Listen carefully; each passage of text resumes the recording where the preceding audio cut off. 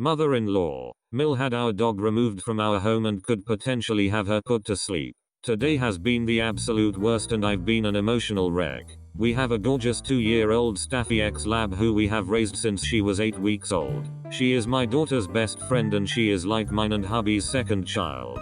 Dog owners will understand. Mill has blamed me for the breakdown her marriage, the breakdown of her relationship with her son, and has turned his entire family against us. For 2 days, the calls had stopped and I stupidly thought that everything was calming down. Oh boy, how wrong I was. This morning, we had a knock at the door from the police saying we had an illegal dog on the premises and they needed to inspect it. They were told we had a pit bull and needed to inspect the dog. My husband let them in and Zara, the dog, ran straight up to them, tail wagging and so happy to meet new people. The officers took her measurements, which she happily let them do, and they said her measurements and appearance made were found to be similar to that of a pit bull and they needed to take her away. Me and my Phil both started arguing with them, explaining that she wasn't a pit bull and she was a lab mix. They asked us to give them a lead so they could take her for tests. They said if she was found to be an illegal breed they would have to put her to sleep.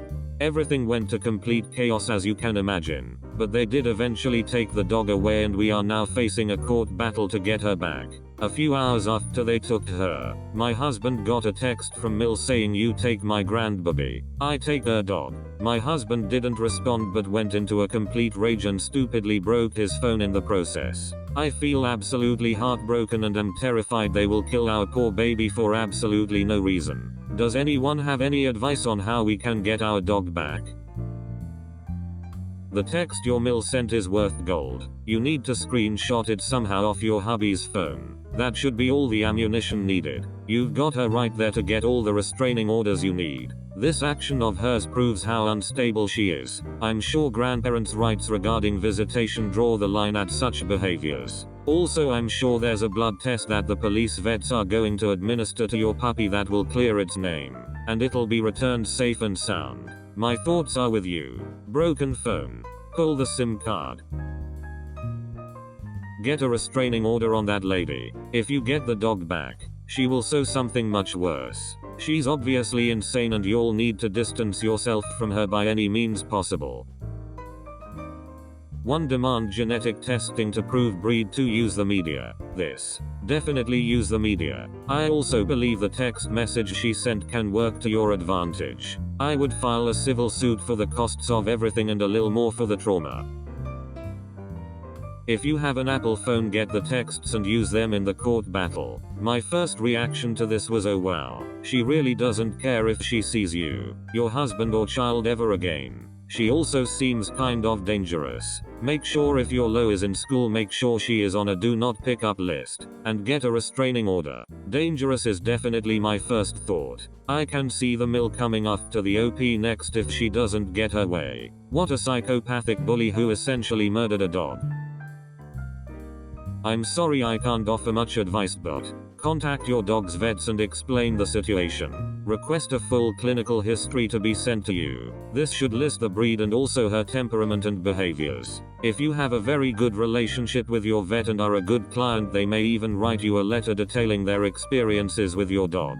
But be prepared, this may not happen if they only see your dog once a year for vaccines. Good luck and I'm so sorry about your dog. I hope you get her home safely as quickly as possible. This is good advice. Did she think this was going to help her get to see her grandchildren? What a sick nutcase. Your poor pup. I hope you get your family member back. I hope your Mill gets leashed to a cot. I think all a malignant narcissist sees in this situation is that the people she is used to controlling are not abiding her orders, so she is blind with rage and seeks to punish the offenders as much as possible. This is done to reinforce her position and power, as whatever she does she believes is justified because she feels wrong. These people have no limits to their insanity and truly believe others will eventually come around to seeing things their way. See if there are any Staffy rescues in your area. They may be able to give you leads for an attorney or other help.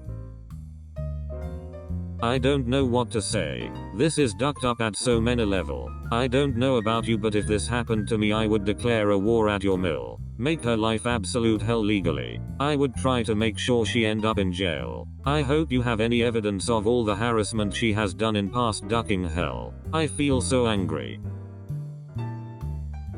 2 things. You may need a lawyer to get your dog back. I hope it goes well, but I know nothing about illegal dogs as we don't have that where I live. Second thing. Talk to your lawyer about your state's grandparents' rights laws, if any. You need to be able to assure that this psychotic behavior is never rewarded with even the slightest glimpse of your child, ever again. OMG the rage. Get cameras. Security. When you do eventually get your dog back, don't let it out of your sight or leave it alone in the yard. Your mill is off her rocker. Get a restraining order and sue her. I'm a cat person, but even I am so angry on your behalf. I hope you get your pooch back, and cut that toxic, colorful swear word out of your life ASAP. If she's willing to have your dog killed, she is dangerous, you and your family. I have a crazy Caribbean family as well. I came out of the fog many years ago when I finally moved away. I went NC with my brother once for a year and LC with my folks. It took about 5 years, but I managed to find a way to manage their crazy and still be with my family. We are all great now. We still fight and they still do crappy things, but I've learned how to manage it in a way that keeps me sane. My point though, what I have learned from years and years of emotional abuse, rug sweeping, drama, fighting is that giving them a reaction is all they are after. It makes them feel like they have control. They can force you to react and then use it to hurt you. If you want to take control of this, say nothing to them. When the dust settles on this, write them an email or a letter and say what you need to say. It's hard, but not engaging has been what has saved my family from themselves.